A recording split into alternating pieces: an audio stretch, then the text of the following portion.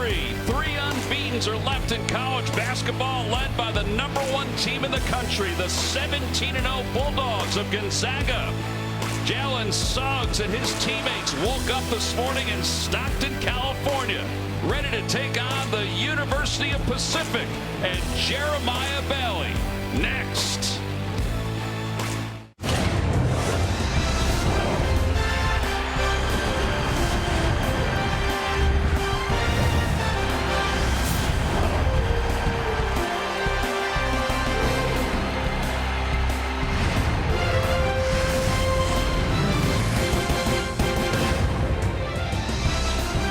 Gotta stay on your toes in college basketball in 2021. These two teams were not scheduled to face each other tonight, but because of COVID-19, their games were postponed, so they put them together to face off for a second time this year. The #1 team in the country is in the house in the Bulldogs. They're also the top team, of course, in the conference at 17-0. They got a big game against BYU this Monday, but first, they take on the Pacific Tigers.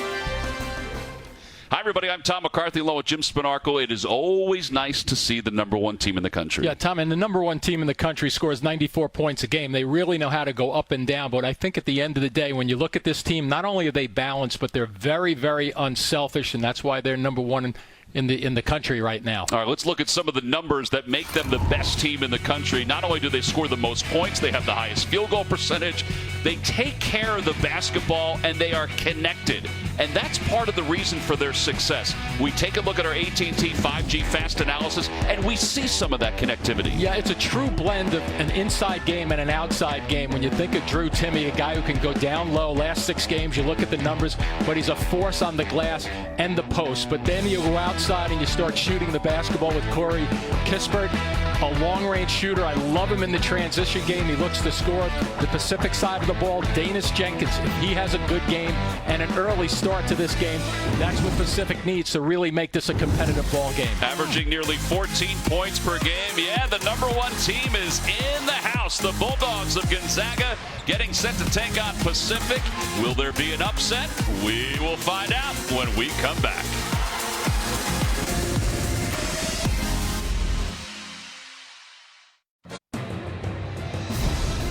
College basketball on CBS Sports Network is sponsored by AT&T 5G.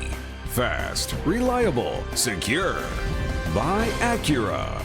Precision crafted performance. And by Reese's Peanut Butter Cups. There have been 7 unbeaten teams in college basketball. We just showed you the last 5. That's why we decided to sprinkle those in. And why are we showing you that? Well, we don't want to jinx anything, but Gonzaga has a chance to run the table. Mark Few has done a wonderful job in Spokane. His 22nd season as the head coach. He's so much fun to talk to even about this team. Over 600 wins. Here's the starting lineups. Now, for Gonzaga, it hasn't changed much this year. I mean, Nembhard has started 3 games this year, but this has been basically their starting lineup. Meanwhile, for Pacific, Damon Stoudemire, he has maneuvered around his starting lineup because he's been trying to kind of feel his way through this team. He said the last time his team faced Gonzaga, that wasn't his team. He said the team against BYU was his team. Yeah, and he's trying to find his team is what he said to us also. And the thing about that is when you think about it with this COVID, and it's really affected this squad tremendously in a negative sense in terms of the pauses and lack of practices, and it's just very difficult. And I would think I've never experienced it, nobody has, with all these pauses when you have a team trying to get them to get the chemistry, and having a couple of young guys makes it difficult. And on the other hand, when you think of Suggs and Gonzaga, I mean, they're a team that has just blended very well. They haven't really been affected too early. Early in the year they were before the season really got on track, but overall not been affected and not choppy from the start to finish of this season so far. All right, we're about ready for the tip for tonight's ball game. Don Berdahl is one of the officials. Wilson Holland is the other. DJ Nelson is the third. Gonzaga has won 16 consecutive games against Pacific.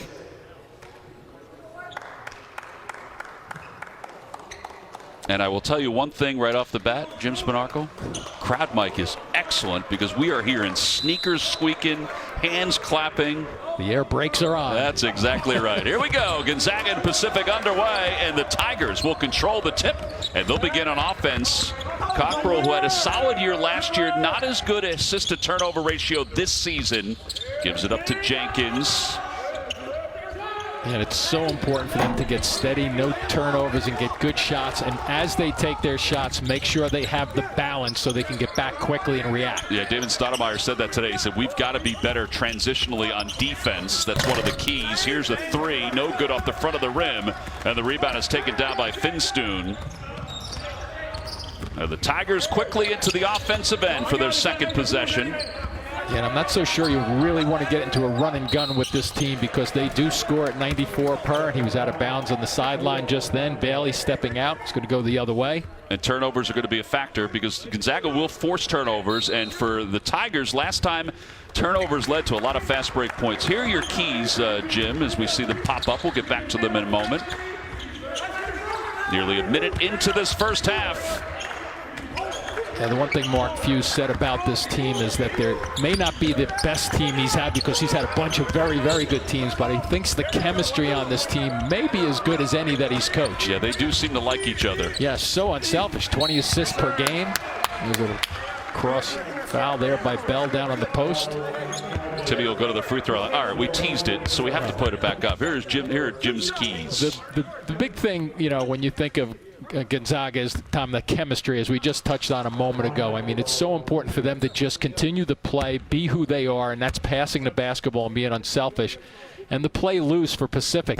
Come into this game, you know that you're going to have a haymaker thrown at you sooner or later. How do you defend that? How do you make sure you don't give up a big run, like a 10-0 run?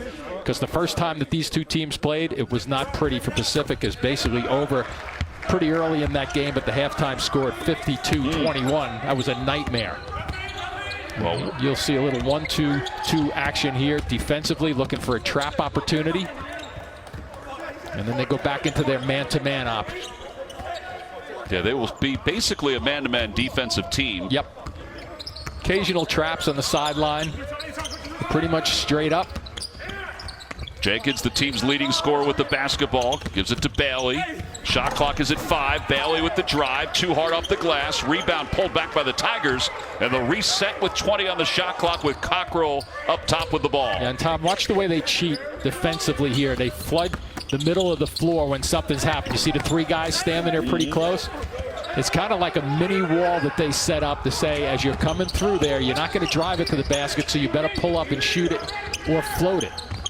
Cockrell gave it up to Jenkins. Jenkins missed that shot, and now here come the Bulldogs as Timmy is tripped to the floor. Oh, no, traveling violation. Bell, I think Bell thought it was going to be his second foul. I think so, too. I wonder sometimes how guys fall on their own like that, though. It doesn't happen too often. I don't think Mark Few agrees with the call. No. 17:55 to play in the first half. Cockrell will bring it up with the help of Finstoon. And Cockrell speeding into the open floor. Finstoon cleans it up off the glass. Count the bucket and the foul on Timmy. Yeah, I think it's going to be the restricted area that he just couldn't release and get out of the restricted area quick enough. But that's basically an opportunity where Pacific comes down the floor and makes something happen. And, yep, good call from the officials because the covering the line defensively. Brock Finstoon from Pine Island, Minnesota, completes the three-point play. David Stoudemire called him an old soul. I think every coach likes an old soul. Yeah, exactly. Pretty good numbers last game out, too. 8 rebounds with 8 points. 3-1 Pacific on top. Ayayi, left side of the lane, pull-up jumper, no good. Timmy with the rebound, and the ball rolls out of bounds. It'll be Pacific basketball. Timmy's got the horseshoe going tonight, Jim. He's changed his facial hair for this game. I don't know about guys who can grow mustaches that quickly. It would take me about 2 years, Tom, to figure that one out. That's assuming I could get by the family and my wife with it, right? Jenkins behind the back, bounce pass to Bell. Shot fake with the 3. Jenkins for 3 up top, and it's good. It rattles home. It's 6-1 Pacific. So a couple of good sets just there, all in one half-court set for Pacific in terms of 2 guys ball faking, driving towards the basket, doing something, make a purpose dribble with it, get yourself a little clear look. Timmy in the paint feeds the front of that rim, and he's so good. His hands are good. His feet are good. and he's never in a hurry. Now, one thing, too, he knows that there's little traffic in there that last trip, and he's very patient in order to get his shoulders through the defender and by the defender to be able to flip that shot up. Averaging 19 per game, but even better recently. Bell for three. It's good. Nothing but net. Jordan Bell, the senior transfer, connects. Yeah, and it's 6'8". He's a step-out guy, 42% on the season, so spreads the floor a little bit for Pacific. Nice backdoor cut. Ayayi has it blocked away by Bell. It was a good look for the Zags. 6-point lead for Pacific. Head toward the 16-minute mark here in the first half. Finstoon. And now Crockrell. Bailey thought about the three, puts it on the floor, blocked by Tibby. Loose ball picked up by Bell. And the shot clock reset. It should not have reset. No, it should not have. No rim at all.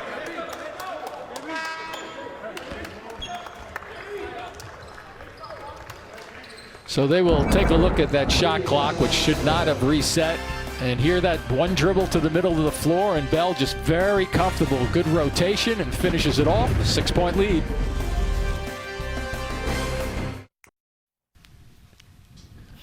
Game one between these two teams. Pacific never led. Well, they lead by 6, 9-3 with 15:51 to play here in the first half. Jim alluded to this before, the season of interruptions, and Damon Stoudemire talked about this today with us when we chatted about it. I mean, they had 7 practices over a 40-day span. They were paused for 42 days. Yeah, and the key thing is just think about any job anybody has in America right now, and if you had 7 times you got to your office over a 40-day period of time, ask yourself what kind of consistency could you build, and he was talking about whether or not he could get that consistency, trying to figure out who is his team. He really didn't know who his team was because there wasn't a body of work that he could really look at and analyze. Shot clock was at 5 after they looked at it. An air ball by Bailey, and here comes Ayayi.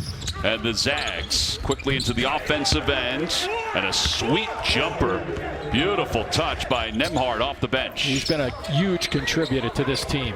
Very, very solid at the point guard position. Great assists to turnovers. Just a real responsible guy on the court. Down low, and the ball knocked out of bounds. Nigel Shad had the catch, and the ball swatted by Nembhard. One of the real tight games this year for Gonzaga was against West Virginia. And when Suggs went out, Nembhard took over. And that's why they won the game. Well, when you think about it, he had started 67 games in his career at Florida. I was fortunate enough to be at a couple of them doing it. And he was just, a real leader and a real steady force for Florida. It bounce goes to Finstoon. And now Crockrell running the point. Covered by Suggs off the screen. Leaves it for Bailey, who dribbles it off his foot. Suggs with good hands, and then a dive to the floor by the Bulldogs. And it's a shot clock violation. I believe they're going to say a jump ball. And the possession goes to the Bulldogs. They talk about Suggs and how good he is defensively, Jim. Yep. And Mark Few obviously loves having him as a freshman. But they say because he was such a good defensive back in football, they feel like it's translated into basketball. Yeah, it's very interesting. So athletic, and that's a play right there too, Tom, that they may have been better off, getting the shot clock violation rather than losing the possession arrow. That's a good point. Just a small item there. Substitutions for Pacific. Bailey checks out. Nembhard off the high screen. Nice bounce pass. Yeah, beautiful look to a cutting Watson, who gently slams it home. Yeah, nice slice cut to the basket. But Tom, I know you love stats, right? In 8 conference games this year, the Zags have only been down 30 minutes and 14 seconds. Isn't that amazing? But they're still down right now, so the clock is running on them. Yeah, they're climbing back, but they are behind. Yeah, only 30 minutes and 14 seconds over an 8-game period of time. That's fascinating. Jenkins gets his man off his feet. An off-balance shot. Ayayi with the rebound, and the outlet quickly to Nembhard. Good hold just then. Another great bounce pass. And Kispert has it blocked down. That's going to be a goaltending by Shad.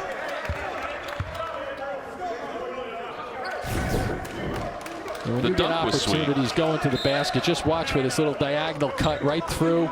Perfectly timed again. Nembhard is just so good at recognizing what's going on the floor In the last 2 games, 18 assists, only 3 turnovers. A guy who's handling it a lot. And that's out front. It's going to go the other way. Yeah, Nigel Shadd called for the foul, who fouled out in that BYU game. He played 12 minutes. Yep. And he fouled out. He's the transfer from Kansas State. He is a big body. Why'd you look at me when you said big body? I was just peeking. I was looking at my reflection. Oh, they're taking it down low. Nice strip, though, down defensively there by Jenkins. And the steal by Nemhart. Ayayi, and switches hands. And he's fouled going up. See, that's where Pacific, when they made that defensive play underneath the save a bucket, you do not want to turn the basketball over under these circumstances, because they will just continue to come at you and pound the glass, pound it in transition. So talented on offense. Hey, by the way, you think that ball was going in off the cylinder? And a little left spin on it, maybe. Yeah, he will get 2. He makes the first one. Kispert, Timmy, Suggs, All-American candidates. Yes. All part of the Wooden Award. But Ayayi, in some ways, as Bailey's going to check back in for Pacific, he's kind of the glue in some ways for this team. You need a guy like him. 5 double-doubles this year, the most in the conference. Just a steady guy. They don't run many plays for him. He makes his action. When you look at him statistically, 12 points, 7 rebounds, just under 4 assists a game. I think he is glue-like and maybe more. Well, it's now a 2-point lead for Gonzaga. They're on an 8-0 run. And Pacific won for its last 5. They play the passing lanes well, too, here. They do. You get it across. You think you have a safe pass in traffic, make it a little bit of a risky pass. They're going to gobble it up and take a chance on it. Jenkins being harassed up top. Picked up by Kispert on the switch. Opportunity, there you go. That's a beautiful crossover. He just didn't get it to go. Bell with the rebound, though. And now Justin Moore, who had 18 points off the bench against BYU, and Bell lost it. Spread it out, you got numbers. Nemhart to Kispert, and Kispert called for the offensive foul. That's just well defended, getting back quickly in transition, that trip.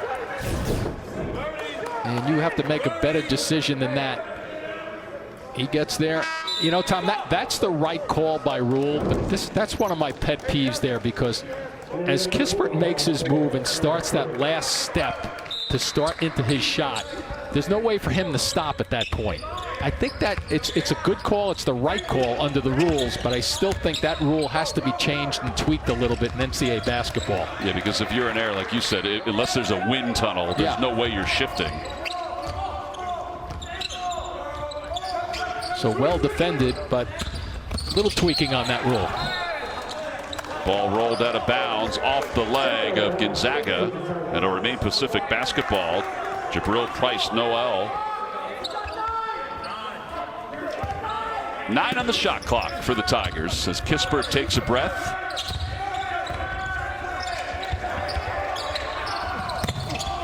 Bailey, that's a tough pass. It really is. And Price Noel lost it out of bounds. Yeah, but to this point, Pacific playing fairly well. I mean, they're playing under control, not making many mistakes. Well, they're going to say that Gonzaga knocked it out of bounds, so Pacific will have 1 on the shot clock on this inbounds. So usually either go corner or you go slip to the basket. And it's to Bell, and how about that play? He got a shot off. Slip to the basket usually is the only real way you're going to get a good shot, and you have to defend that a whole lot better. Cook to Ayayi. Into the paint, has it knocked away. Picked up by the Bulldogs, and a foul called on Bailey. Yeah, pretty good defensive play to start that sequence for Bailey with the strip. And then just getting called for that foul after the play. 14 fouls for Pacific.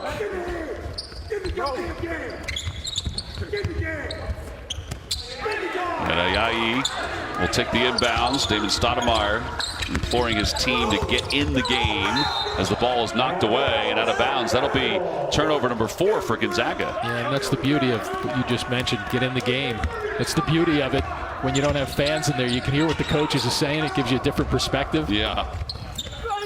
Make that 5 turnovers for the Zags. A simple ball fake by Bailey just then. It's Watson off the floor, and then we shoot the pair. I like the release pass, too. Find the guy who's open. That's kind of what Gonzaga does all the time. First guy open gets the ball, and that was just what Pacific did that trip down the floor. If you see somebody, especially a quick transition hitter against this team, you have to take easy points if you can get them. Somewhat of a sloppy game so far, and Pacific hasn't scored in 4 minutes and 11 seconds. I still think it plays into their hands on a positive note, though, if they can keep it ugly. That's true. Yeah, what Mark Few said, they're going to come in and kind of muck up the game and try to make it ugly in the paint, and so far so good. His team has not really gotten to many sets. We've seen a couple of those slice cuts from the wing with Nembhard making the passes, but other than that, nothing real easy yet. 1 point lead. Might be time to look to the post.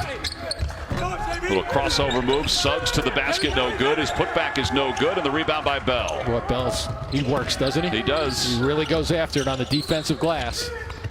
He slipped that screen. They go to the corner for 3. A little too strong, but Bailey's there for the rebound. He just can't finish underneath. Nah, and he hurried that one a little bit. I think he had a little bit more time as a lefty because the player who was trying to block the shot was on his right side, so he had a little bit extra time. That hit somebody in the head there. I think it did. Nembhard's 3 is off the mark. And a rebound for Price Noel. David Stoudemire said his team just wasn't playing hard in the games against Pepperdine and Gonzaga. He felt like they flipped the switch against BYU and did play with much more urgency. Lost in double overtime. Bailey, after the shot fake, goes to the basket, can't finish, and Bell does finish with a little volleyball tap. Yeah, and Tom, I love the way Pacific is driving this thing to the middle. Everybody seems to have their intention to go towards the basket. Good work defensively just then to collapse on the blocks. So I don't think they're intimidated right now by #1 team in the country. The Bell's made 1 3. That'll be a 2-point field goal. His feet were on the line, but it gives Pacific a 4-point lead. Ayayi way up top. And that one a little too strong, and Bell with another rebound. That's already 7 rebounds for Bell. Yeah, and you know, and Pacific will take that defensively. Team shoots at 36% as he does from the floor. Nice step in by Suggs, what he does so well, just taking chances. And try to finish, and he does. No, they're going to call an offensive foul on Jalen Suggs. There's that play again. Same type of play. Can he? And he's looking for a call in the restricted area. Mark Few not in the happiest of moods. Yeah, I'm not so sure. See, that's that same type of play, but Pacific, good start, sloppy.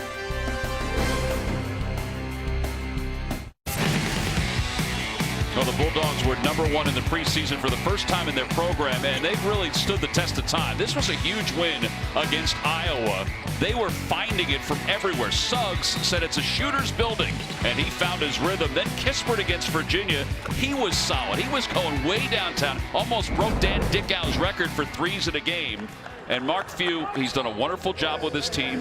And I think what he said today is the chemistry has led to not only the #1 ranking, but also where they sit in the net rankings, too. Yeah, exactly. And the thing he's most impressed with this team is really just, you know, their ability to pass. And by that, he doesn't mean just passing, which is one thing, but the willingness to pass. And you have a team, and you know, when you have guys like that, that's why you score 94 points a game, because everybody buys into the system, and you have good point guards who are willing to give up the basketball. So we all know that we would love to see Gonzaga against Baylor. Oh, would we ever? Thought we had that in December. Obviously, COVID canceled that in Indianapolis, but we may see it again in Indianapolis. Shot clock is at 5. Pacific with a 3-point lead with a 5-0 run. Whistle blows. And a foul as the ball was going up toward the rim. I think it's going to be on Ayayi, who was trailing on defense. Yeah, Price Noel, guy who gives them a good lift for Pacific also, coming off the bench. He had 16 points against BYU. This is the first. as Suggs taking a breather. Second shot is good. So the lead is up to 4, 15-11.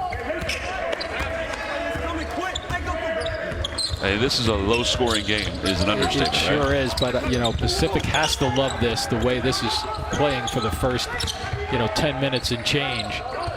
Because what's happening too, other than those, as I mentioned, a couple of slip cuts, 1 or 2 open shots.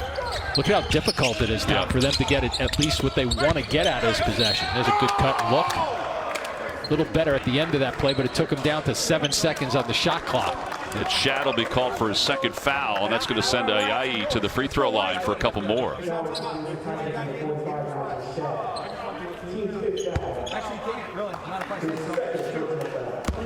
I'm guessing with the way this game is going that if Pacific could turn that 9:27 into 0 right now in the first half and have this little lead going into the second half, they'd be very, very happy. I would agree with that. But we still have a long way to go in this first half. They just really have to worry about Gonzaga with their runs, too. Defensively, the transition. But so far, it's been controlled by Pacific. There's no question about that. Ayayi makes another free throw. Suggs will check in. Ayayi will take a breather. He does not sit for long. Jenkins will also take a seat for Pacific, which means that Justin Moore, the transfer from Georgia Tech, will run the point.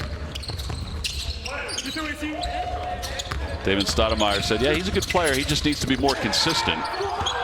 Bryce Noel gives it up for Moore, and his jumper is no good, and the ball is saved along the baseline.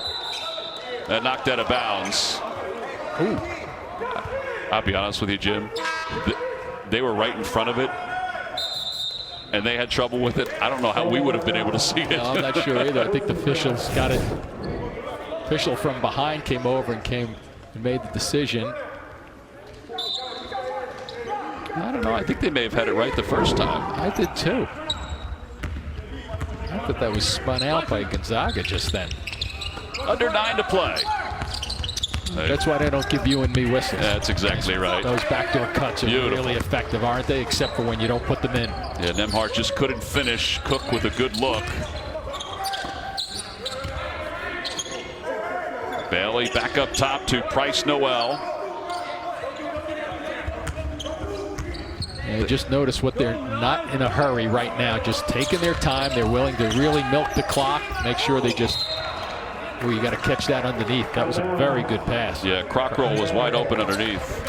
Yeah, I think 2 things were going on right there. At 6 feet tall, he's saying, number one, if I do catch this and try to go up, he's starting to look for the big guys already. So took his eye off the ball in anticipation of having to make a tough move underneath.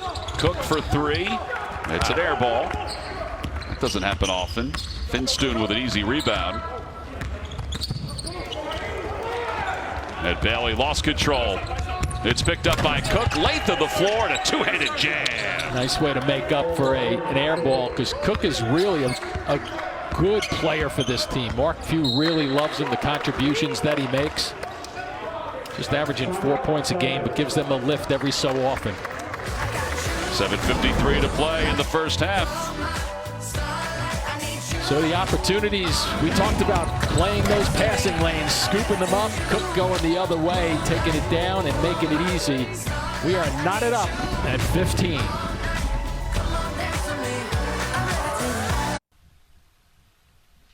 Shooting for either team has not been textbook. Gonzaga 35.7 and Pacific 27.8 so far. Saturday morning at 11 Eastern, the We Need to Talk crew gets you ready for the big game. They'll feature Sarah Thomas, who will be the first woman to officiate the Super Bowl, plus New York Jets head coach Robert Saleh. Catch it all on CBS Sports Network. Guys and gals have been talking about the Super Bowl all week long, and they will continue to do so. How about Jordan Bell and what he's done for Pacific? He is really stepping up. Last game he put up his second double-double this season against BYU with 12 points, 10 rebounds, and he's on his way to another one right here. Just the way he's comfortably playing, setting himself up for long-range shots, going after the glass. He's doing that damage all in 8 minutes of play. He's got 7 points, 7 rebounds. Not a bad effort so far. No. He has started the last 6 games. Last year was at Loyola Marymount. Also played at Northwestern and Compton, Northwestern State, I should say, in Compton. His teammates only 2 for 13 without him, though. They really have to find the bucket. And once again, taking time off the clock. Watch for a penetration off these high screens if they can get it going towards it, and then dump it down low. Croc roll in the paint. He tried to bounce pass down low. Yeah, what they're trying to do there is they're trying to take time off the clock, use the high screens to go to the right side of the floor generally, and then if it's defended, Stoudemire has them coming back to the middle of the floor by going either all the way to the opposite side or cutting the floor in half and making a cut towards the middle. Inbounds goes to Bell. He'll fire a 3, and he certainly fired it. It was a little too strong. Kispert with the rebound, and here comes Cook. Look at the balance, though. 3 guys back by Pacific. Yeah, that's going to be a hole by Bell. That'll be foul number 2 on Bell. All right, so Gonzaga, fewest first half points this season was 32 against St. Mary's.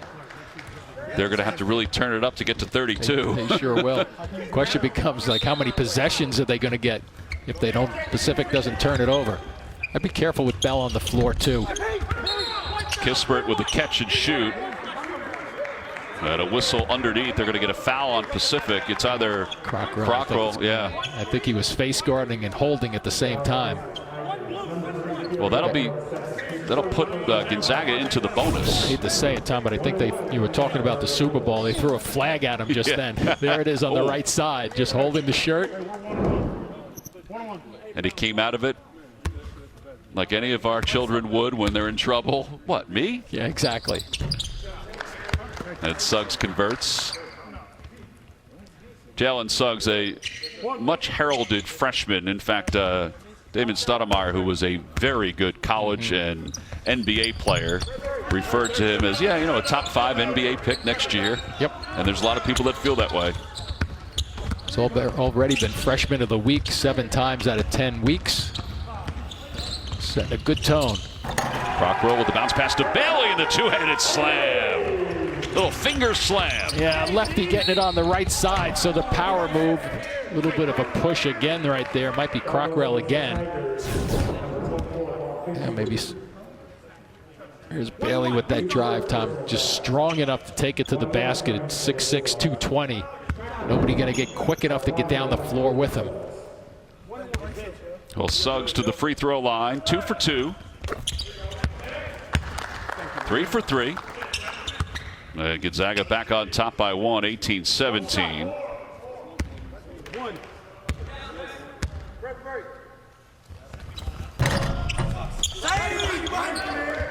And Bell with another rebound. That's number 8 for Bell. Yeah, I think there would have been an opportunity if that ball went through. You might have seen Gonzaga come up with that full court press, maybe to light them up a little bit defensively. Still sticking, obviously, with the man-to-man, which they play all the time. Crockrell, that's a tough shot. Oh, he's able to finish it beautifully. Boy, right against Kispert, too. It's 6'7" defensively.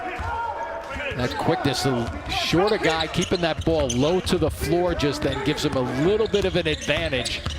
And then gets the big guy moving, neutralizing the height size. Kispert trying to get going. Off the side of the rim, no good. And Bell will be credited with his 9th rebound. Kispert 1 for 2 so far from the floor. That's it. And Gonzaga, the leader in points and the leader in threes in the country. They don't have threes, and they don't have a whole lot of points right now. Say it again, Tom, too. I think Bell just has to be very careful. Yeah. Making sure he doesn't go over the top for a rebound, especially in a transition play like this.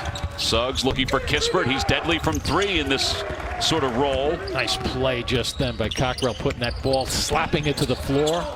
And he's trying to get some points on the other end, but he's not able to do it. Nemhart with the rebound. I'd go deep down low for Timmy on the blocks. Make Bell play him with the 2 fouls. And Timmy goes to the other side of the key and lays it in. Yeah, that's why I think I might substitute Bell right now. Going up and down the floor, little pace to this game in the last 2 or 3 minutes. You have a big guy at 6'8". You see him there breathing a little bit. and might put him on the bench for a couple of minutes just to save him for the second half. Especially with the pace of this game, it would benefit Pacific to make sure they don't get 3 fouls on him. Bailey for 3. That's hard off the back of the iron. Timmy with the rebound. I'd go right back to Timmy if they don't get something on the transition. Suggs for 3, and it's the first 3 of the night for Gonzaga, and it rattles home. Bulldogs now 1 for 6 from beyond the arc. Yeah, that's that transition 3 too that they're very good at. This is a good timeout too by Pacific.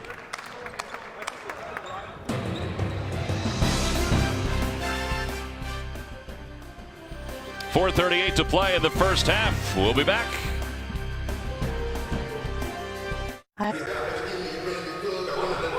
Mentioned before, Gonzaga's tops in the country in points scored per game, about 95 per game. Tops in shooting overall at 55%. They're starting to get it going right now. Yeah, and this was a smart play by Timmy and also a smart play by Bell. Timmy, knowing he has the 2 fouls, a little tired, so he steps back defensively. And on the open, we talked about the blend of inside, outside, especially in the transition there. You see Suggs going down the floor, getting a good look and taking it, you know, and he shoots the ball 36% from the 3-point line, so a good decision for him. It was interesting talking to Damon Stoudemire today. He said with Gonzaga, because they are so deep, he said you kind of have to pick and choose. He said, I'm not sure who we're going to try to shut down, who we're going to leave open. He goes, maybe we'll leave Suggs open. If he shoots like that, he's going to be tough to leave open. Well, on the transition side of it, it's going to be very difficult as we take a look there with Bell getting some extra rest, which I think is a real good move by Pacific right now. But with Suggs, I think in the half court, if they make him, you probably go behind the screen on the pick and roll and let him take the shot in the half court sets like that. He's a little bit more dangerous in the transition when he's wide open. Bryce Noel finds Bailey to Crockroll. Crockroll to the free throw line. Entry pass down low, gives it to Shad. And his hook shot is good over the top of Timmy. Yeah, that was all positioning. Positioning before the pass came in. A nice set. And especially with Bell on the bench, they go right down to Shad at his size at 6'9", 250, and he just really cleared out some space. Kispert looked in at Timmy, instead went to Ayayi, now to Timmy. Looking to go over the top on Timmy. It wasn't there, though. And he can't get that one to go down, and Jenkins with the rebound.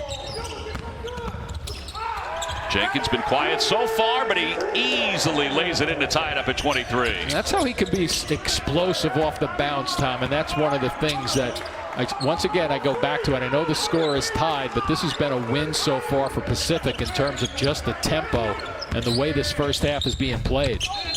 Jalen Suggs, the ball was tipped, it went in anyway. He is so athletic, isn't he? 2-point lead for the Zags.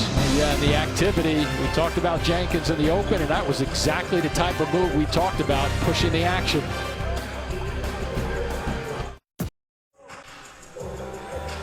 We've had 4 ties and 6 lead changes so far. Gonzaga, though, on top 25-23. Coming up on AT&T at the half, Adam Zucker, John Rothstein, Gary Parrish are standing by. They'll get you caught up on all the latest news and highlights. It's all coming up on AT&T at the half. All right, so if you look at Gonzaga, the top team offensively in the country, they have struggled in this first half. They really have, and I think Pacific has done a real good job of contesting the threes, but just not letting them drive towards the basket in the half-court sets and get easy opportunities. And when you can do that, you start getting guys on an individual basis thinking a little bit, especially when their shots aren't going down. I can guarantee you one thing, Tom. There are going to be a lot of teams out there in NCAA basketball grabbing the first half of this tape and saying, how did Pacific do this in terms of slowing them down for a short period of time? Because they have, I used to call it like foot traffic almost. They're getting in the way with their feet, not allowing Gonzaga guys to drive to the middle of the floor in an easy fashion. Just stay in front of them as best you can and force this game to the outside, especially if Kispert's not shooting the ball and getting many shots. Nemhard on Jenkins. Jenkins fadeaway jumper is good. We're tied at 25. Yeah, that one step up the imaginary ladder, and the fall away separates automatically you from the defensive player to get your shot off and with more confidence. Under 3 minutes to play here in the first half. Ayayi to Suggs for 3. It is no good. Jenkins with the rebound into the hands of Price Noel. Yeah, see, choose your poison. Do you want to let them shoot the ball from the outside? Yes, they do. Do they want them to drive and slip cut to the middle of the floor? No, they don't. So far, they've been packing it in pretty well, Pacific. And the same thing happens defensively right now. There's usually that wall. Good kick out. Rock roll in the paint. Pulls it back out with his dribble. Discards the screen by Shad, and I think he got too deep under the basket on that shot. Exactly what he did, and he got too deep because he couldn't put the underhand layup up against the glass. You're going to see on the other side of the floor just then. Yeah, Jenkins called for the holding foul.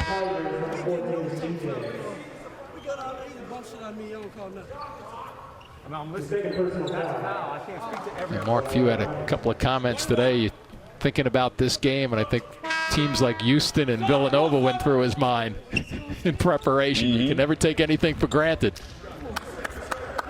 Yeah, there was a lot of talk that Gonzaga may venture outside the conference, that Villanova might venture outside the Big East, but they decided to stay within the conference because they have to get those games in. Yep. Free throw is no good off the front of the rim and out of bounds. It'll be the Tigers basketball. Mark Few, his team has won 21 straight games. They're #1 for the 6th time in program history.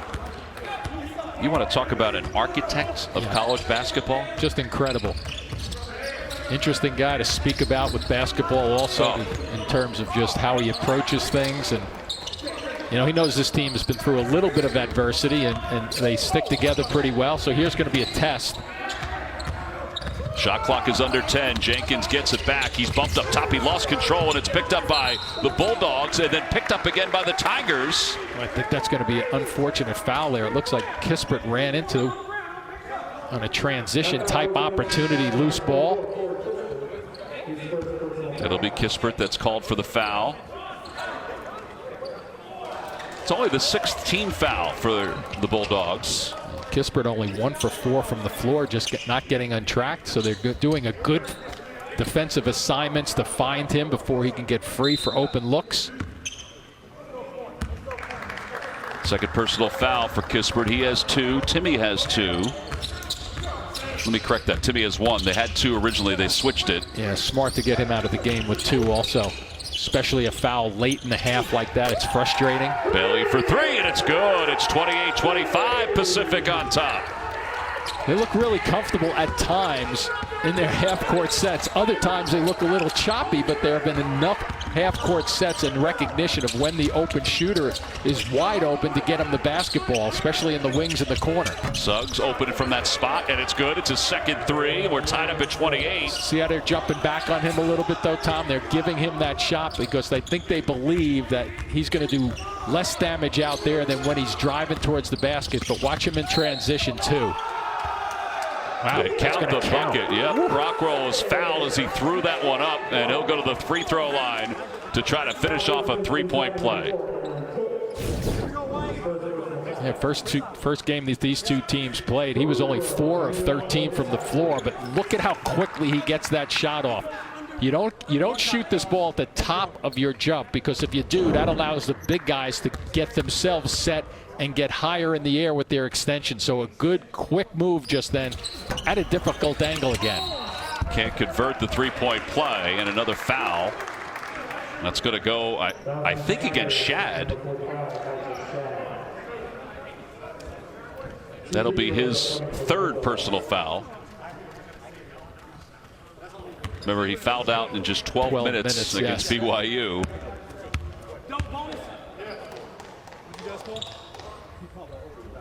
And with it under a minute to play, 2 shots for Drew Timme,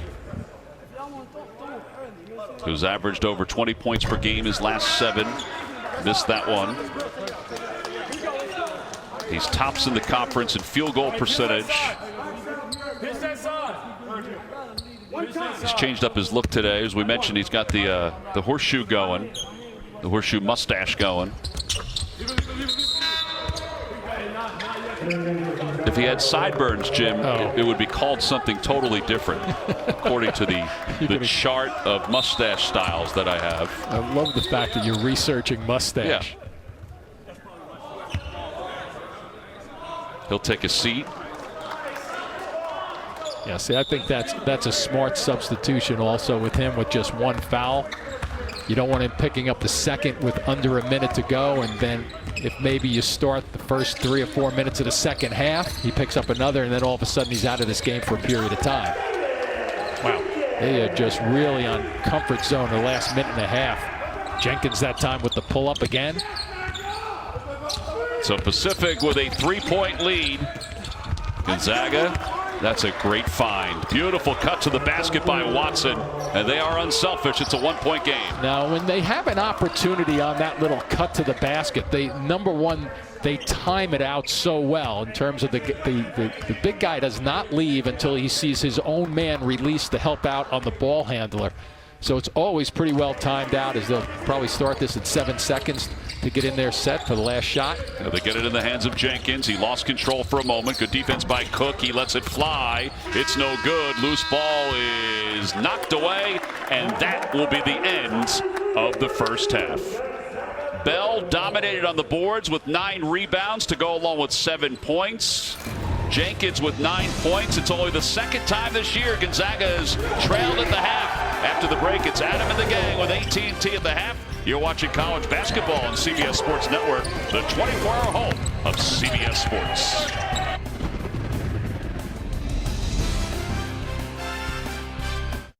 Well, for only the second time this year, Gonzaga, the #1 team in the country, trails as we get set to begin the second half. It's a 1-point game along with Jim Spanarkel. I'm Tom McCarthy, and you look at all these numbers that we can talk about. That's the main storyline, is that the #1 team trails at halftime. Absolutely, and speaking with Mark Few, he was concerned about that. He said that this team, Pacific, is a sneaky physical team. They like to get in there and bang you around at the offensive end and also defensively. He was a little concerned about that, and then looks like he was right. Yeah, no doubt about that. All right, let's revisit our AT&T 5G fast analysis from the first half. You know, it was a good blend initially with, when you think about Pacific, Jenkins really solid in that first half in terms of making things happen with the jumper, but I also love the fact that he's putting the ball on the floor, making it happen off the dribble. And then Suggs comes in the transition. Very effective, and now all of a sudden they let him have this shot, and that was part of the strategy. Go behind the screen, give him that shot. He's a little less dangerous there than going to the basket. Both teams playing it out. It'll be interesting to see this first 4 minutes how Pacific comes out. Not a shocker that Gonzaga is the leader in fast break points. In fact, the last time they faced each other, Gonzaga outscored Pacific 20-11. At fast break points. All right, so the struggling Bulldogs, as we put it. Now, Timmy was active early on, but they didn't go inside as much as they did the first 5 minutes. I think you'll see Mark Few establish that post a little bit better in terms of getting him positioned down there. Look for the high-low over the top from the free throw area, sealing him and going over the top. They need to get more action in the paint area, which will open up the driving lanes also with the kickouts. All right, so Gonzaga will have the basketball to begin the second half, down by 1. As Suggs runs the point.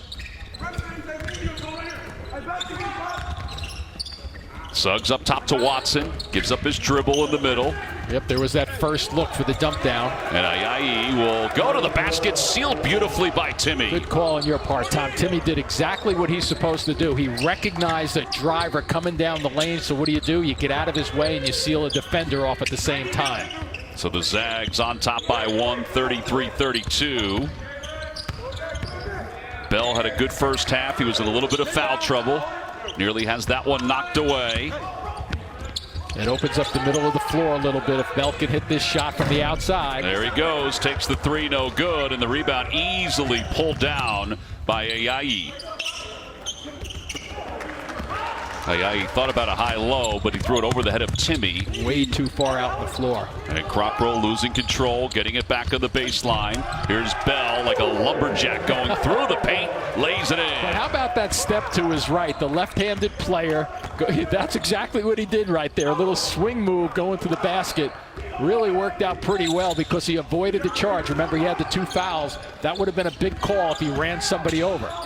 1-point lead for the Tigers. Ayayi along the baseline up top to Suggs. And Suggs back to Ayayi out of bounds. And Gonzaga did turn it over a little bit in the first 10 minutes of this game, and now they turn it over here. Yeah, watch Bell. Here comes that little shake and little step by. Good move by the big fella to avoid the charge. Again, Pacific never led in the first meeting. Gonzaga has trailed for about 10 minutes in this game. Ball's knocked away and it picked up by Watson. Here comes Kispert. They've got to get him going. A little hesitation. Notice the way they find him in transition, though. He will shoot it. Timmy for three. Doesn't get the bounce off the back of the iron. It's out of bounds, and it will be Pacific basketball. Good seal at the defensive end of the floor, keeping Watson away from it. And Mark Few looking for some kind of run. He's looking for a 8-2 run, just something to rattle Pacific, but they're not letting up. The key becomes don't turn it over. Do not turn the ball over in live situations. Jenkins. Good no look there, good fake, but Bell wasn't open. Crockroll covered by Suggs, off the screen, into the paint, open for a little teardrop, and it's good. That's a great decision, too, by him, because he had Bell, the two-man game on the wing, looking to set that up. There might be Bell on the other end, quickly getting a call. He's not pleased about it. The official looks back at him, and his teammates calm him down. That's number 3 on him. Well, that's the first reason that you take him out with 3.5 minutes left in the first half, so you don't get the third one, because then he would have 4 right now, and he'd basically be done for about 14 minutes of clock time. So you got to be careful on that play. Well, he fell asleep on that inbounds, but gets the rebound. He's got 10. His career high is 11 rebounds. Just has to stay away from the foul trouble, Tom. He'll be in good shape. Finstoon for 3, no good. The rebound, though, by Crockroll. Yeah, Gonzaga players just kind of watching the ball bounce away from them.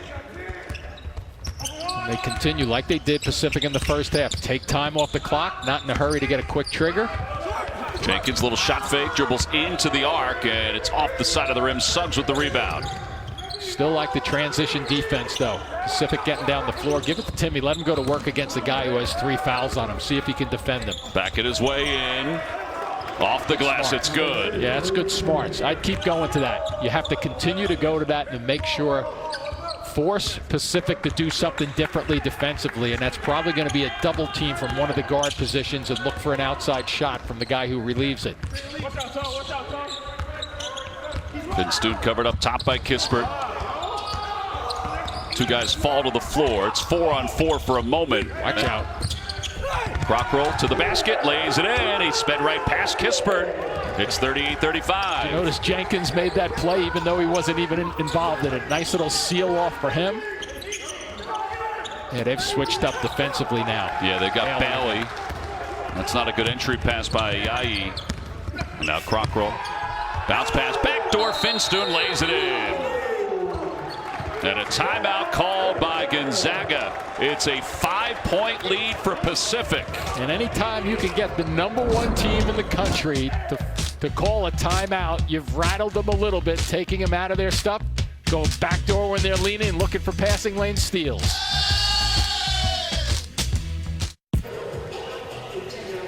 David Stoudemire's done an excellent job. His team is on top 40-35 with 15:56 to play in the second half. Time now for our accurate driven to succeed. And Jordan Bell, despite the 3 fouls, has played really well. Terrific game so far for him, and unfortunately with the 3rd foul that he just picked up, because he's been really doing a nice job in the first half, stepping away to set up the tempo in terms of dragging defensive guys off the middle of the floor, which would allow guys, like Jenkins to drive it at some point. But this was a dandy right here to avoid picking up a charging foul and driving it to the basket. So great numbers for him. It's going to be interesting when he's on the floor who he's going to guard. And then when he gets back on this floor, it'll be interesting if they take advantage of that and go after him. All right, so they have Shad in. Shad also has 2 or 3 personal fouls. He's not the offensive threat that Bell is. And he's covering Timmy right now. Kispert for 3. He's short. He's been off tonight. Kispert is now 0 for 3 from beyond the arc.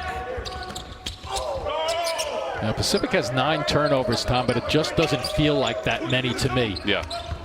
I know there have been some ugly sets in the first half for both of these teams, but their turnovers really haven't been the bad kind. They're all bad, but not too bad. Bailey at the baseline over the top of Nemhard. He splashes it home. It's a 7-point lead, largest of the game. Yeah, you get, at this particular point, they're going to make Gonzaga think a little bit. Nice dish down, too, for Timmy just then. That's the way to continue to pound that ball to the middle of the floor. I'd go back to that again the next time down. Make Pacific play that, guard it differently, and get some different reaction on the perimeter. Little mustache salute, too, from Timmy after he made that. It's a 5-point game. Crockroll, right side of the lane. Runner is no good. Ball tipped out. And here comes Kispert and the Zags. Nice delay. Nemhart for three. And it's no good. A little too strong. Jenkins pushing balances there, though. Good pull-up. Yep, from the free throw line. A little too strong. And you're not going to get away with that. No. Finstoon called for the foul. When you're down, you want to make sure you're taking the ball towards the basket. And there's that delivery both on the pass and the finish. Oh, I wish I had a mustache like that, Tom. Pacific 5 for 10 so far in the second half. They lead it by 5, 42-37. Super Bowl week coverage continues with that other pregame show as our crew breaks down all the recent news and gets you ready for the big game tomorrow morning at 10 Eastern on the 24-hour home of CBS Sports. Speaking of football, Jalen Suggs, not only a top recruit in basketball, Jim Spanarkel, but also could have played football in college. Iowa State, Iowa. Those were the teams that recruited him. Ohio State as well. This is him as a quarterback. Yeah. Look at the air time on this ball. 50 yards in the air. That's not too shabby. 12 touchdowns, 4 interceptions his senior year. He was also an excellent defensive back. Decided to go to Gonzaga and now is trying to help recruit some of the other top players in the high school realm. Well, depending on his future, they'll want to play with him, that's for sure. Absolutely. There's Timmy, and he's fouled with a two-handed slam. Look at the reaction. Trying to get his team involved. He's got a chance to make this a 2-point game. Yeah, nice little adjustment coming out after the timeout when you see the set. And there's that cut. They're very good at the slice cut from the wings. Sometimes they run it from the elbow.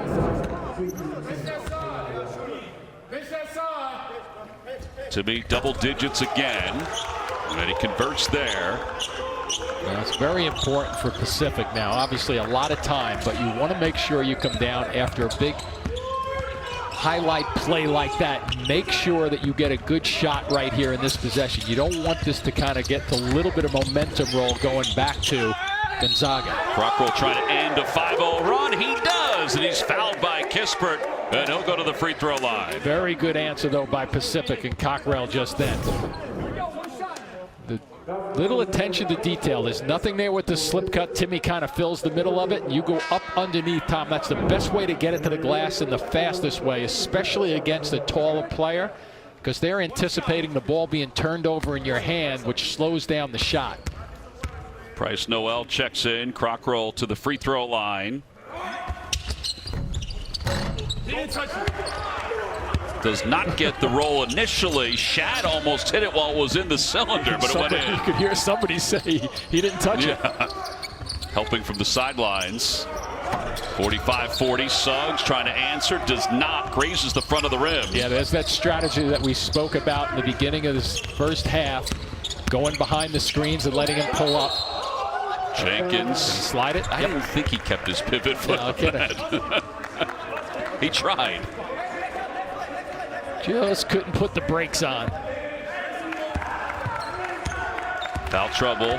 Kispert has threes on the floor. Finstoon, Bell, and Shad all with three for Pacific. And Cook has it knocked away from behind by Price Noel. A little different story for Gonzaga. They can afford to put Kispert in the game with three because he'll control himself. At least you would think he would. Yeah, be smart without driving it to the basket. Looking for a pull-up jumper. Here's he comes off the screen right here. Bounce pass into the paint. Doesn't get it to go. He'll go to the free throw line, though. And, hey, listen, there's a lot of people that think that if you want to get a shooter going, you get him to the free throw line. Just see the ball go through a couple of times. And when you think about him shooting the basketball at the free throw line, just only 90%, Tom. So let's see if he can deliver. He was the guy that Damon Stoudemire said to us today. He said, at the end of a game, I know who I don't want to foul, and Exactly. it's Kispert. He has just 3 points. He averages 20. came into this ball game with 232 threes. He has none tonight, but he gets those 2 free throws to go. Yeah, and they called his number that last play. That might be an offensive foul just then with the extension of the right hand by Crockrell. Let's see if that right arm extends. It's not much, but you have the official trailing that play. So he's looking over towards the other official, and the official behind them saw the right hand come out. He had a much better angle of that. And anytime you extend an arm against the defender, you're generally going to get the eyes of at least one official to catch it. They're running his number again right here, Tom. They sealed it off better, though, with Kispert. And Suggs right to the basket, can't finish. The rebound is taken down by Price Noel. Yeah, to avoid Shad on that play, too. Shad's posting up inside. Bailey outside. Under 13 to play in Pacific with a 3-point lead over the unbeaten Bulldogs of Gonzaga. Moore to the floor. Bailey for 3. It's no good. And an easy rebound for Suggs. Yeah, a little sloppy on that set just then. And Kispert's going to get 3 free. Oh, he's going to get a 4-point play. Well, how about that? What did you just say about seeing the ball go through at the free throw line, a 90% shooter? And what a time play. Watch what's this ball fake. He's going to hit you right there with it, and then you're done. And now, obviously, he shoots it because he's a smart player. He understands that has to get a shot off. Kind of makes a prayer just then because it's a push shot. But, boy, was it a smart play. Look at the smirk on his face. He's got a chance to give the Zags a 1-point lead. It's his first 3 of the night. It's as artistic as you will find. And Jordan Bell responds by coming in off the bench. And Kispert gives the Zags a 1-point lead, 46-45. Once again, one of these times now where Pacific has to answer with a good set. Even if you don't score, you want to make sure you're playing consistent basketball, running your sets, looking for a dive down to the middle of the floor. If it's there, Bell is there for a second. They miss him. Crockrell will bring it up top. Picked up by Timmy. Shot clock at 8. And a foul going to be called on the Bulldogs. And Nemhard, that trip. You'll notice every time they move Bell out to a shooter's position on the perimeter, watch how open the middle of the floor is for driving opportunities. Once again, Bell with the 3 fouls just has to be very careful with his aggressiveness on the offensive glass, especially. Finstoon backing his way in. Cut off nicely by Nemhard. That's a tough shot. That is a tough make. Boy, a lot of bumping going on, too. The physical play of Pacific comes back again on them. Let's continue to look for Timmy on the blocks. Kispert to Cook. Cook puts it on the deck, swings it to Kispert for 3. And it is good. He got the roll. He may have found a little magic touch. I think he has. The terrific pass, too, at a diagonal to him. An understanding of where your shooters are on the floor. Well designed set by the Zags. 49-47. Our 12th lead change of the game. Bell going right to the basket against Timmy. And they call the offensive foul on Bell. Boy, he's not going to be happy with that one, I wouldn't think. And he's not either. Oh, and a technical foul on Damon Stoudemire. You better be careful. Somebody's got to grab him and get him off the floor. 49-47. They're trying to control Damon Stoudemire. He was just hit with a technical foul. Free throws when we return to Stockton. A 4th foul for Bell in white. Yeah, and I think Bell has the right of way just then. I think Timmy is moving, and I know this is a difficult call for officials, Tom, but who creates the contact? Is Timmy moving into him? I think it is defensively. I would go the other way on that call. Now, that's a big call for a couple of reasons. He put the ball in, number 1, so he'd be shooting a free throw. Number 2, it's his 4th foul, as we're showing right there. Number 3, technical on the coach. Yep. And you get a guy who's 90% at the free throw line to get there, probably get them 2 points, and they have the ball. So this is a big-time swing on one call just then. Yeah, so Kispert, who's getting hot now, yeah, makes both hot. free throws. It's a 4-point lead. So it's a 16-5 run for Mark Few's team since they trailed at 42-35. Can you just imagine what the building would have been doing if it was full for the #1 team in the country on a call like that? That I'm sure everybody in the building would have disagreed with that call. Give the Pacific coaching staff credit, though, because they slowed up David Stoudemire because he was about to get thrown from the ball game. And Watson called for the traveling violation. He was cut off by Bailey. So only limited damage just then at the offensive end for Mark Few's teams. Not getting a bucket there is scoring. And now Pacific has to shake the play. They have to come back. But losing Bell for a period of time, probably for another 5 minutes possibly, is a big, big loss. Crockrell gives it up to Jenkins. Jenkins with 12 on the shot clock, working against Suggs. Back to Crockrell. Picked up by Cook. That's a good matchup. Cut off by Watson in the paint. And a 3-second violation called against Shad. That's an interesting call also. With Bell on the bench with 4 fouls. Spin into the middle of the floor just then, a tie-up. They get that 3-second call, which is going to overrule it because it occurred before the tie-up. Again, this is a 16-5 run. Kispert tried to get it to Watson, but he wasn't going the right way. And that was just a blind pass. That was a miscommunication. That pass had no chance of getting through 2 players. That's an instinct play by a seasoned team, but it wasn't there. Jenkins step-back jumper. He just wasn't on the mark, and a foul underneath.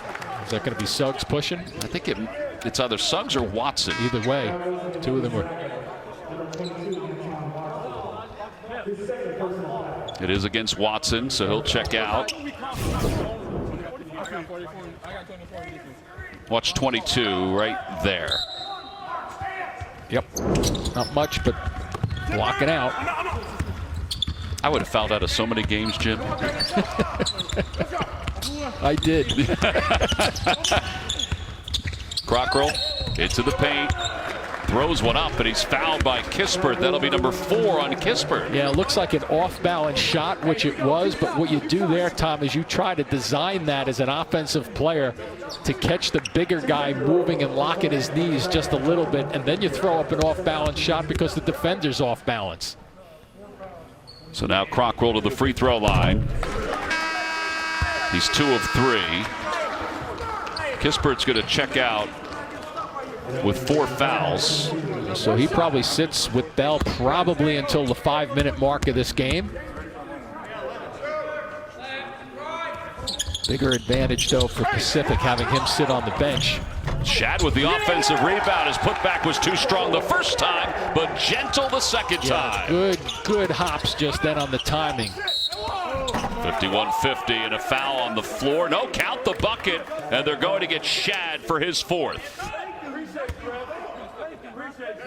Once again, going to Timmy down low. In a hurry, too. They push that one down. Wow, he barely caught that ball. I don't know if it's going to be on Shad or if it's going to be called on Finstoon. Either way, it'll be 4 fouls for one of them. And they're looking at this now just because you saw the elbow. Elbow high, yep. It's going to be interesting, this call. They call it inadvertent. All right, so they're going to call the foul on 45.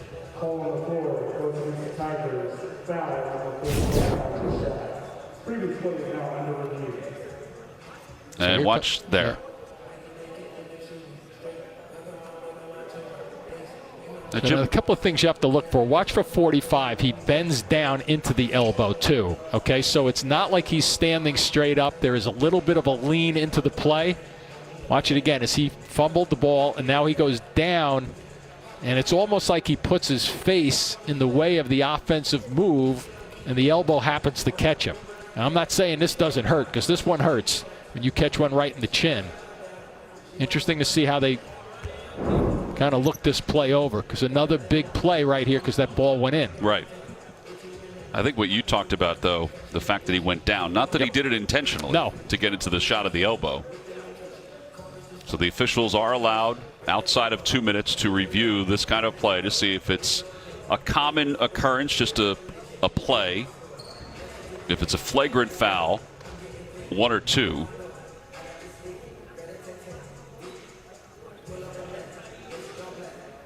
All right, so they will now confer with the third official.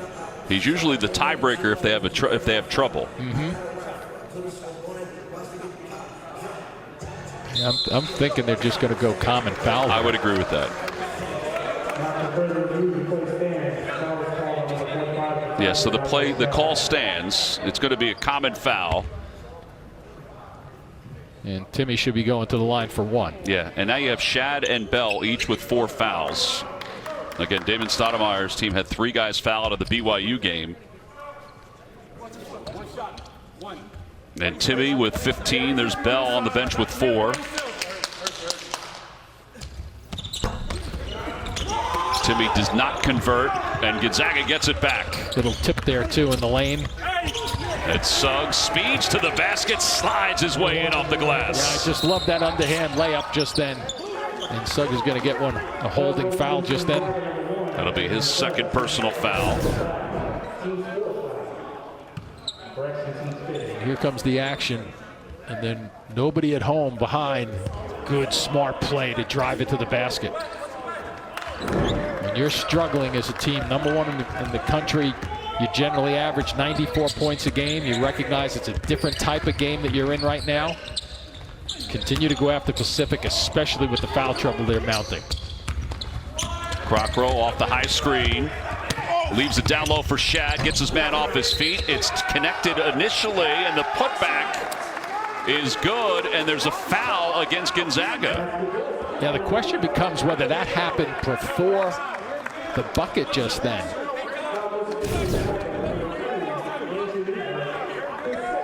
Shad getting good position. And watch Finstoon. He's the one that tipped it in. Yeah, they're going to say it and 1. I thought there was a chance that Timmy smacked Shad just then on the rebound, too.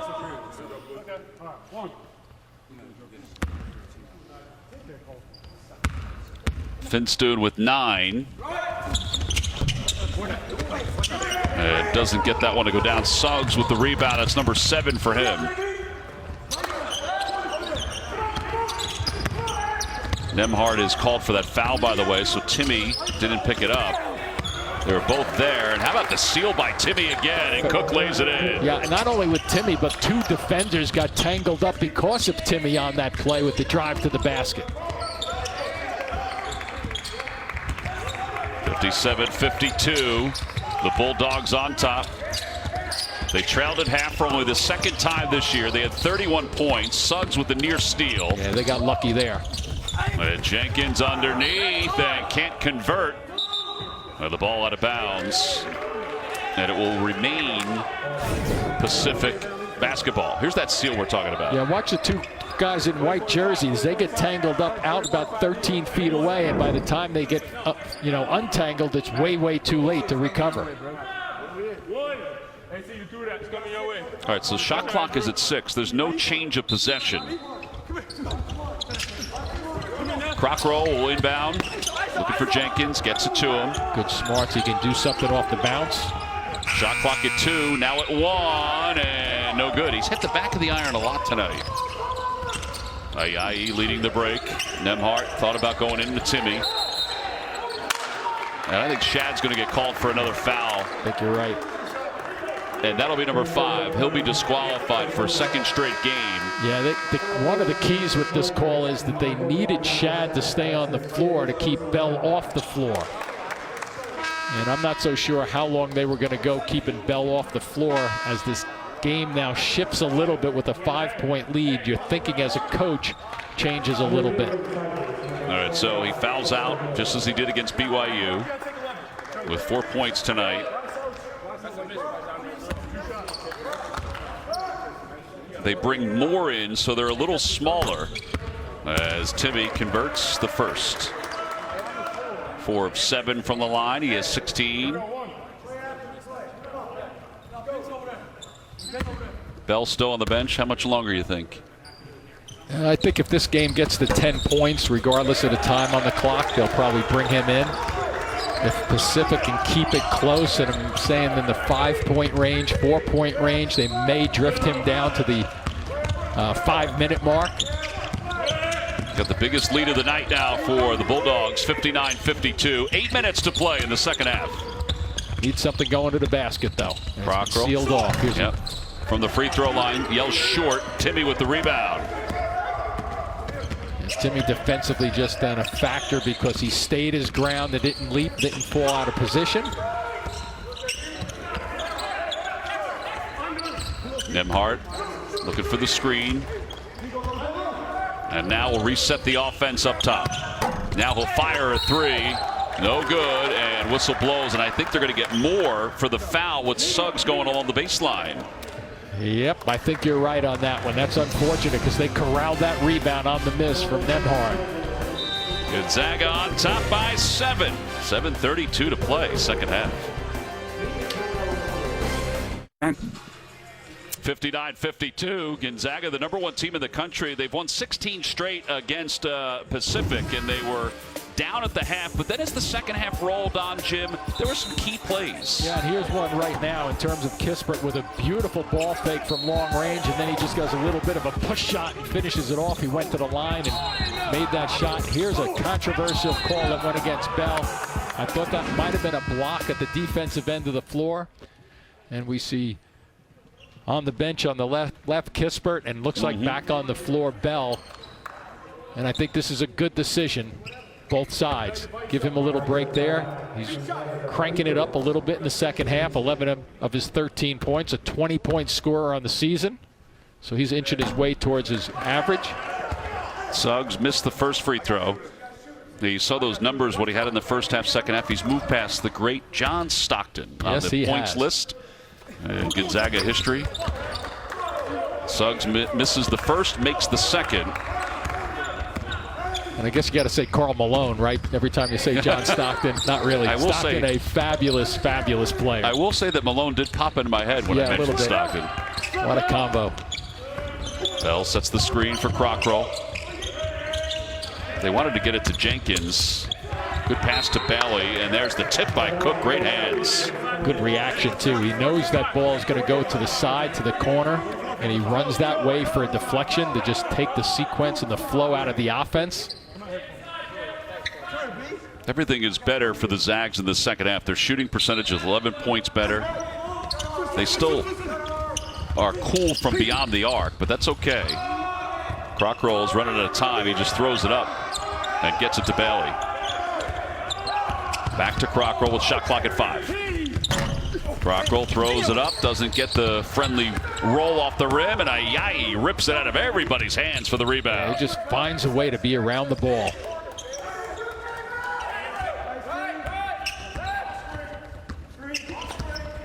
Suggs off the double screen by Timmy. Cook speeds toward the basket, lost control. Picked up by Nemhart. Good set right here. Go against Bell with 4 fouls. And Timmy's able to convert. He has 19. It took them a while to get him the basketball, but they have really recognized where Bell has been on the floor defensively. Good decision by the #1 team in the country, up 10. Both teams with 28 points in the paint tonight. Timmy, though, coming alive. And his teammates realize it. Yeah, they've been clamping down defensively, too. Bell pounding his way in. Bailey for 3. No good. Cook with the rebound. And now Gonzaga trying to build on its largest lead of the night. They're up by 10, trying to get some more.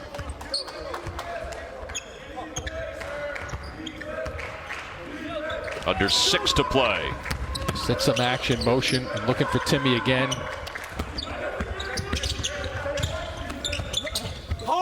Suggs, step back jumper is good. Nothing but net.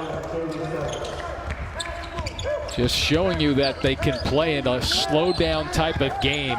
Generally they score 94 points a game. This one much more of a battle in terms of sluggishness, in terms of the pushing and grabbing, and just a methodical game, and they're showing you that they know how to play in this half-court set when they need to.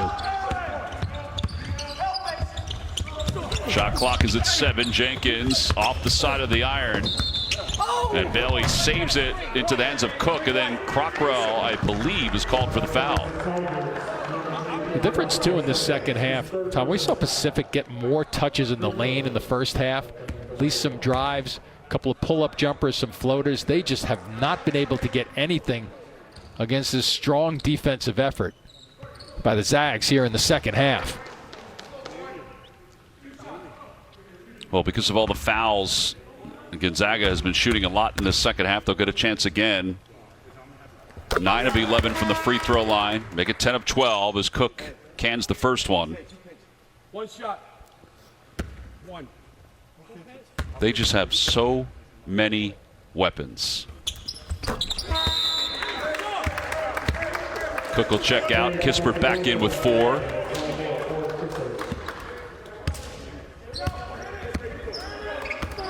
Largest lead of the evening, a 15-2 run for Gonzaga. That's what Pacific was concerned with in the first half, but it finally kind of hit them. Well, Nice drive, beautiful by Jenkins. That is a tough shot. Yeah, that was very difficult. Timmy in transition, able to lay it in. It's pretty nice when you have a big guy like that at 6'10" who can run right down the middle of the gut.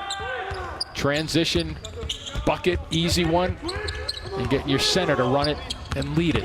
Keeps that stretch of 21-point average the last 7 games. Make it 8 now. Again in transition, Ayayi. And it's 70-54, and in a blink of an eye, truly a blink of an eye, the Bulldogs. Yeah, they are good in transition. They're good in half court. They really understand how to hang together as a team, especially when they did not have a great first half. And here's the easy one as they go up 70-54.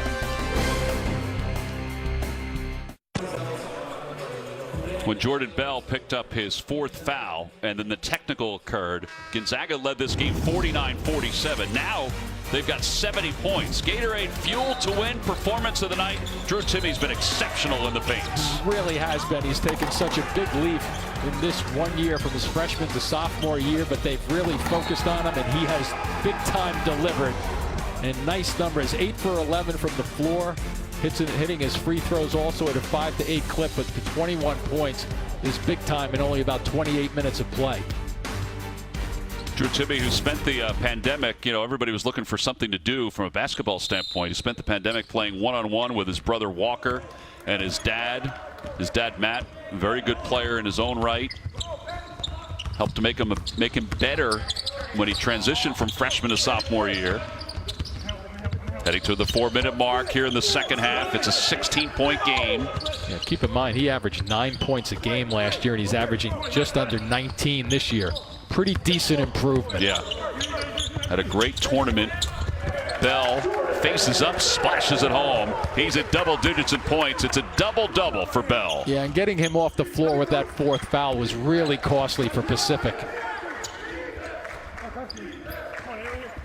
We said they trailed Gonzaga only one other game this year at halftime. It was against West Virginia. They won that one by 5 points.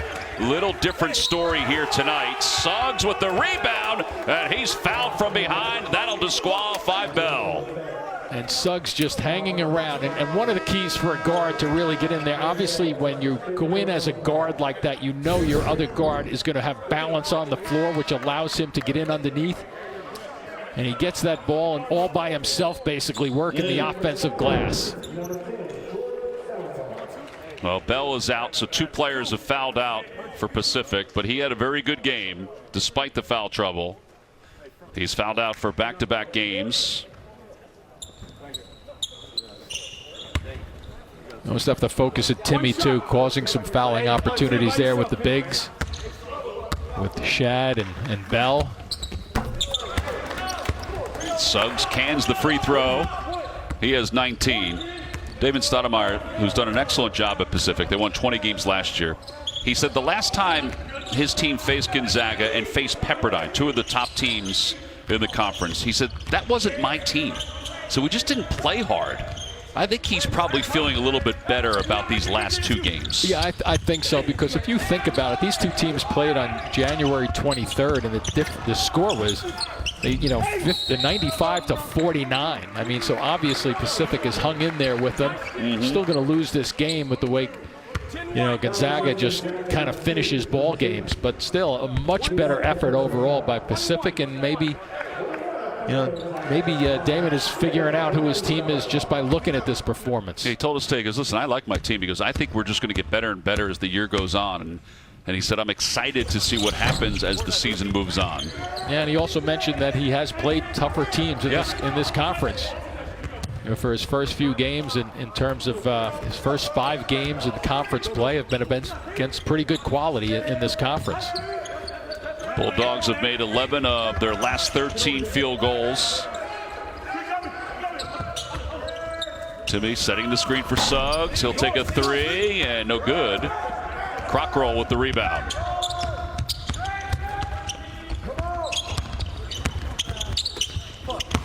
Crockroll off the hedge, gets it to Jenkins, and he's fouled on the floor. They're going to say he was going up.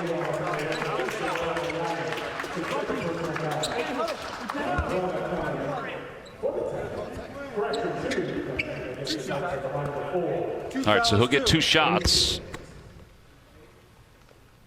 Pacific 5 for 11 from the free throw line.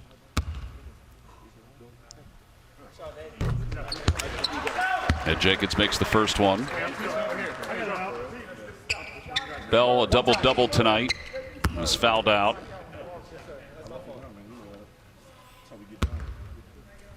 Jenkins is the leading scorer for Pacific. David Stoudemire said, you know what?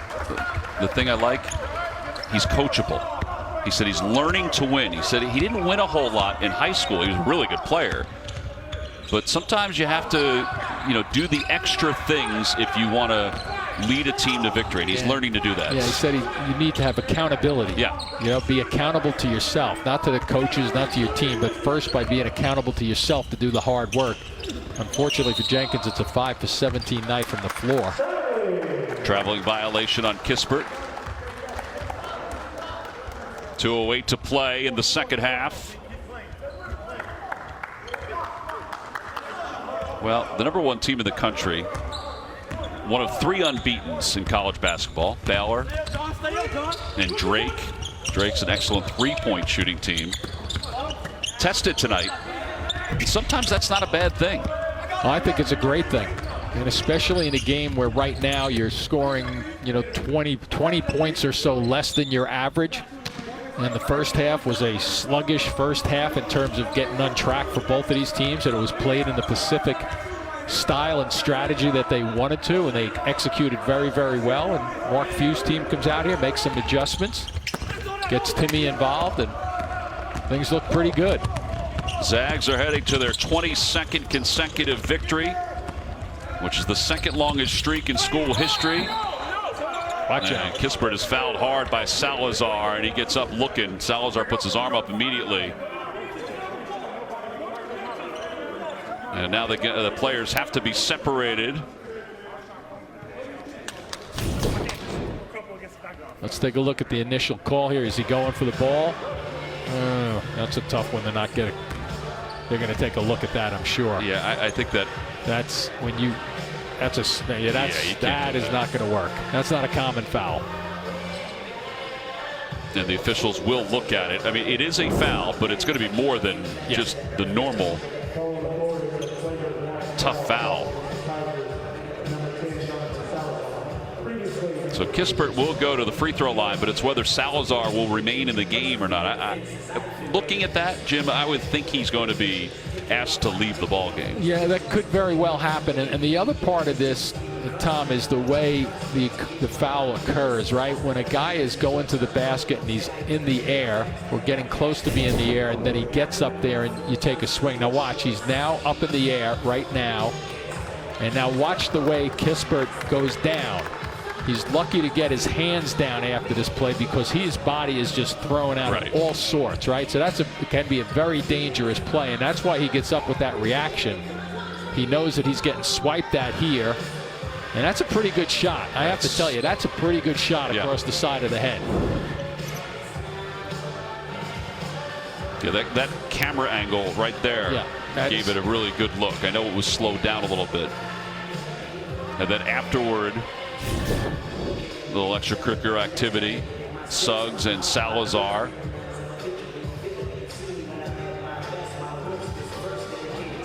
And keep in mind, you look at Salazar, he's 6'6", 250. All right, so now the officials will tell both coaches. He'll come over to David Stoudemire. And I believe he is out of the game. Yeah, I think that's the right call. Thumbs up or up. Yeah, that's. Yeah, I don't have a problem, Tom, with aggressive basketball. Don't get me wrong. I would agree. You know, and guys going for the ball, but when you look at those couple of camera angles, and they were great camera angles, especially the last one that you referenced. I mean, if you're looking at it, you're objective. You have to see, you have to say what we just saw, yeah. and that was a dangerous type foul. Now I get it. You know, you're down 15, and you're number one team in the country. You're trying to make a statement. Just no place for it. Well, Kispert to the free throw line, makes the first one. He's deadly, as we mentioned, 90%. And this is a hard-fought 14 points for Kispert this evening. Yeah. Ooh. He missed one. The basketball will belong to the Zags along the baseline.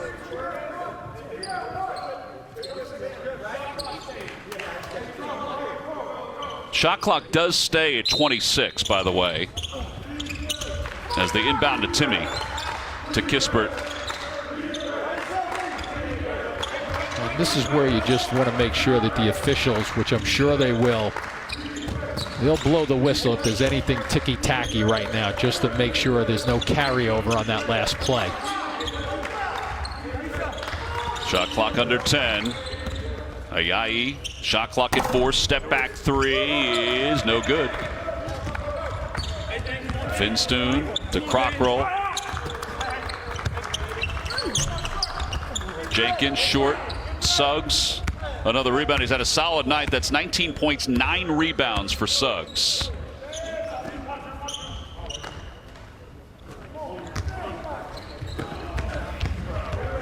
Yeah, there's the steal by Crockroll. And he'll head to the basket. Suggs with the foul and 2 free throws.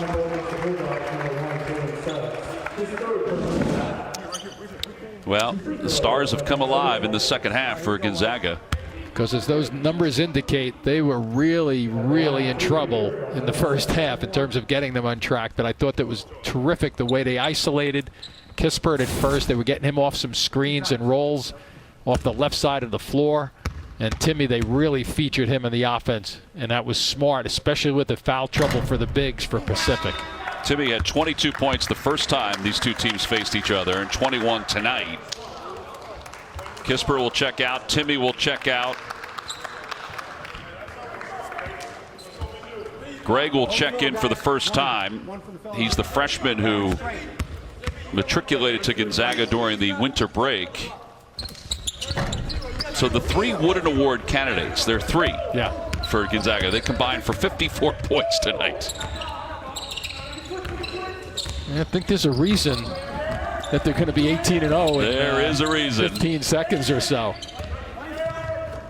Mark Few emptying his bench, getting some of his younger players into the ball game. Strother. That's a pretty shot. 76-58. 5 seconds left.